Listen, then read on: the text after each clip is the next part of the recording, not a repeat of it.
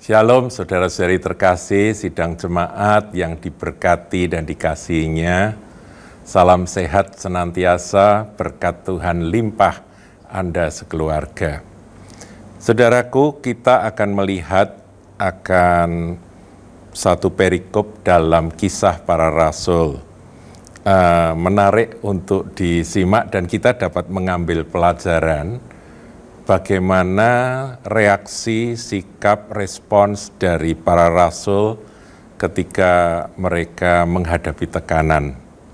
Ya, jadi latar belakang dari perikop yang akan saya bacakan yaitu Kisah Para Rasul 4 ayat 23 sampai 31 ini adalah mujizat.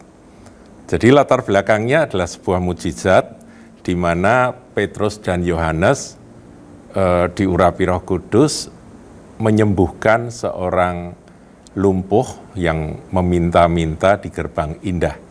Jadi peristiwa itu kan bikin geger, bikin heboh. Nah, karena peristiwanya bikin heboh, maka mereka diundang ke Mahkamah Agama.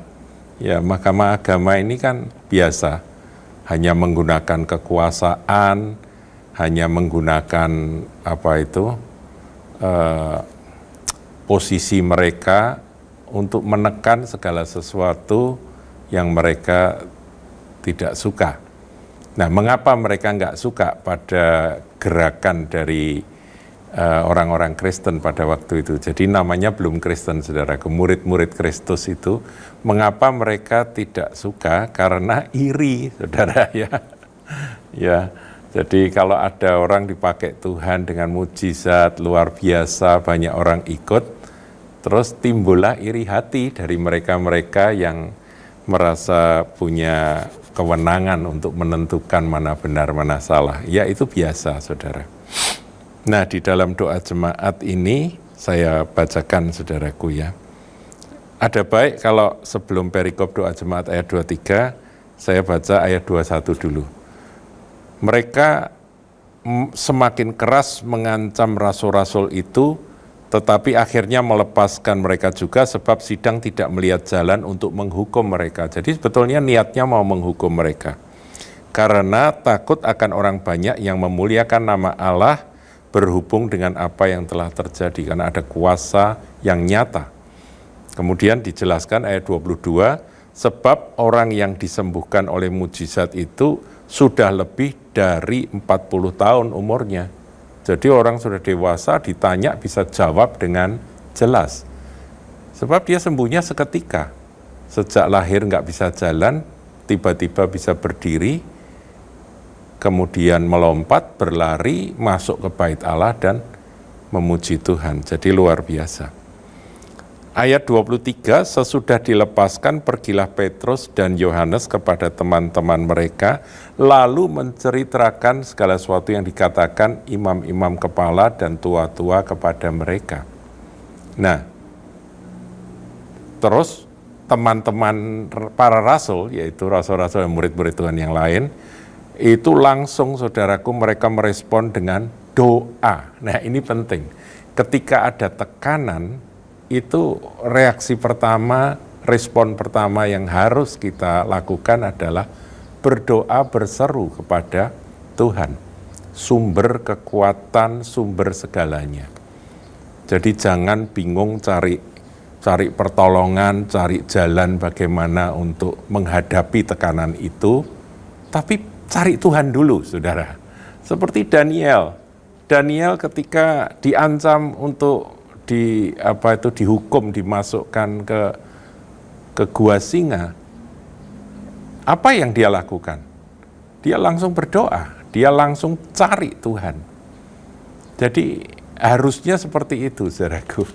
Mencari Tuhan itu menjadi prioritas ketika ada masalah yang besar dalam hidup kita.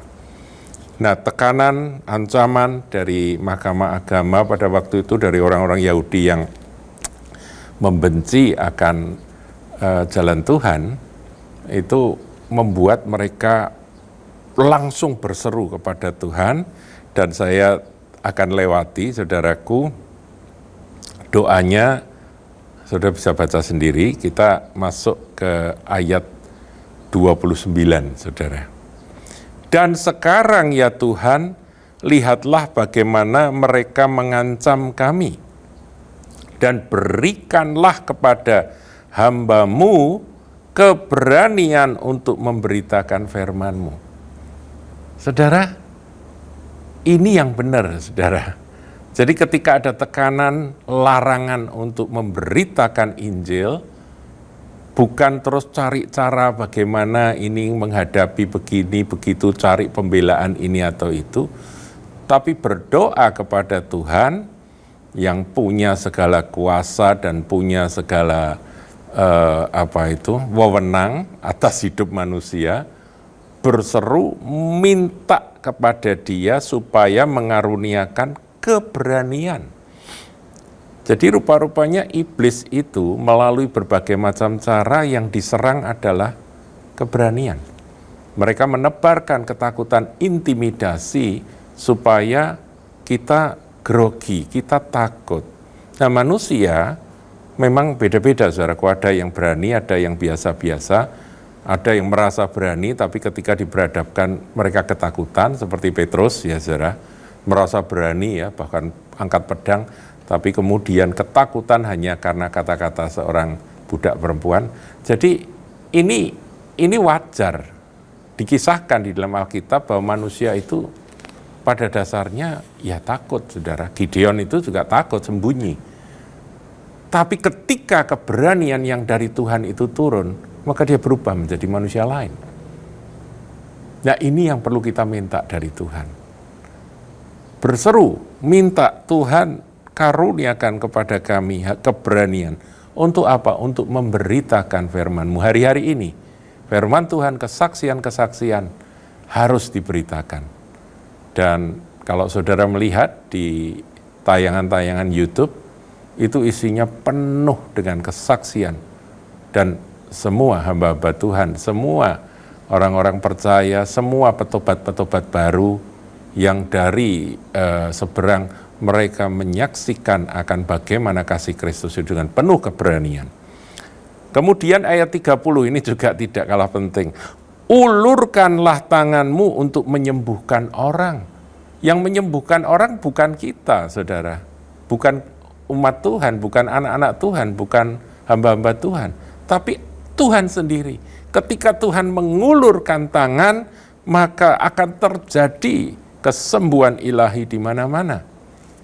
Ketika umat Tuhan mendoakan orang sakit, berdoalah dengan iman, dengan penuh keberanian, usir setan-setan dalam nama Yesus, sembuhkanlah orang-orang sakit, Tuhan ulurkan tanganmu, menyembuhkan mereka. Itu doa mereka, saudaraku.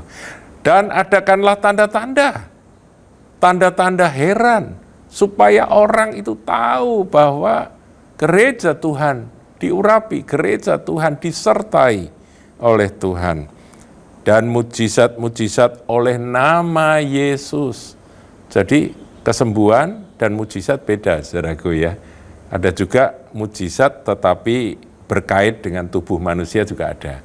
Misalnya orang yang matanya buta, nggak ada biji mata, didoakan muncul biji mata, itu bukan kesembuhan, itu mujizat. Ya, jadi kaki pendek sebelah didoakan memanjang, itu mujizat, itu bukan kesembuhan. Kalau kesembuhan itu orang sakit kanker kemudian sembuh, orang sakit lumpuh bisa berjalan, itu sembuh, kesembuhan, saudara. Iya, orang bisu berkata-kata, orang tuli mendengar, itu kesembuhan atau mujizat. Kadang-kadang bingung juga, saudaraku ya. Karena kalau gendang telinga sudah pecah, tiba kemudian tumbuh gendang telinga baru, itu jelas mujizat. Mujizat penciptaan. Oleh nama Yesus hamba-Mu yang kudus. Nah, saya tertarik dengan julukan Yesus. Di sini ada keterangannya hamba-Mu yang kudus. Mengapa Yesus disebut hamba-Mu, bukan anak-Mu? Padahal gereja Tuhan tidak ada masalah ya. Yesus anak Allah, Yesus hamba Allah, Yesus utusan Allah, itu nggak ada masalah bagi kita. Tapi di sini dalam doa ini dimunculkan hamba-Mu. Karena mereka mau mencontoh akan kehambaan, servanthood of Jesus Christ. Yesus itu dalam pelayanannya sifat kehambaan itu luar biasa. Dan itu yang diteladani oleh murid-murid. Jadi mereka berdoa di dalam nama Yesus, hamba-Mu yang kudus, yang kami ikuti keteladanan. Mereka adalah hamba. Mereka adalah hamba-hamba Tuhan. Jadi mereka mengikut keteladanan dari guru mereka, Yesus. Yesus adalah hamba Tuhan. Dan ayat 31, ketika mereka sedang berdoa, goyanglah tempat mereka berkumpul. Saya kok rindu, saudaraku, ketika kita berdoa itu tempat kita goyang. Kenapa goyang, saudara? Supaya nggak terlalu nyaman gitu loh. Kalau kita terlalu nyaman di suatu tempat, terus nggak memberitakan Injil, kita hanya menikmati nyanyinya lagu, ku ingin tetap di sini, akan repot, saudara. Ada baik waktu kita berdiam diri di bawah kaki Tuhan, itu penting, tetapi kalau terus-terusan kita bisa melupakan firman yang lain yang berkata, pergilah, jadikanlah semua bangsa muridku. Dan mereka semua penuh dengan Roh Kudus. Wow, ini yang kita rindukan. Saudara mungkin bertanya, loh itu kan Kisah Rasul pasal 4 kok mereka penuh Roh Kudus. Nah, apa Kisah Rasul pasal 2 bukan kepenuhan Roh Kudus? Saudaraku, penuh Roh Kudus itu adalah peristiwa yang harus berulang-ulang terjadi. Saudara jangan berkata atau cerita-cerita, wah aku penuh Roh Kudus. Kapan? 20 tahun yang lalu di gereja aku didoakan oleh Pak Pendeta, aku terpelanting jatuh, aku berbahasa roh, aku penuh Roh Kudus, sukacita luar biasa, aku berapi-api. Kapan? 20 tahun yang lalu. Nah sekarang bagaimana? Sekarang Roh Kudusnya entah habis itu, bocor habis kemana. Saudaraku, kita perlu penuh Roh Kudus terus. Baptisan Roh Kudus itu pertama, sekali aja. Tapi kalau penuh Roh Kudus itu adalah peristiwa yang terus-menerus. Jadi mereka pada waktu berdoa dengan sepenuh hati karena adanya intimidasi, adanya tekanan, mereka berseru minta keberanian, kemudian berdoa minta supaya Tuhan ulurkan tangan menyembuhkan orang, melakukan mujizat dan tanda-tanda heran dalam nama Tuhan Yesus, hamba Allah yang kudus itu. Apa yang jadi, saudaraku? Tempat itu goyang dan penuhlah mereka dengan Roh Kudus. Lalu mereka memberitakan firman Allah dengan berani. Tuhan jawab, saudaraku, minta keberanian, dikasih keberanian. Mereka ngumpul, berdoa, Tuhan hadir, digoncang tempatnya seperti induk Raja Wali yang menggoncang akan sarangnya, kemudian anak-anaknya harus dilatih untuk terbang. Nah, yang terjadi seperti itu, saudaraku. Mereka pun memberitakan firman dengan penuh keberanian. Alangkah indahnya, saudaraku, contoh yang diberikan oleh para rasul ini. Mereka manusia biasa, sama seperti saudara, sama seperti saya.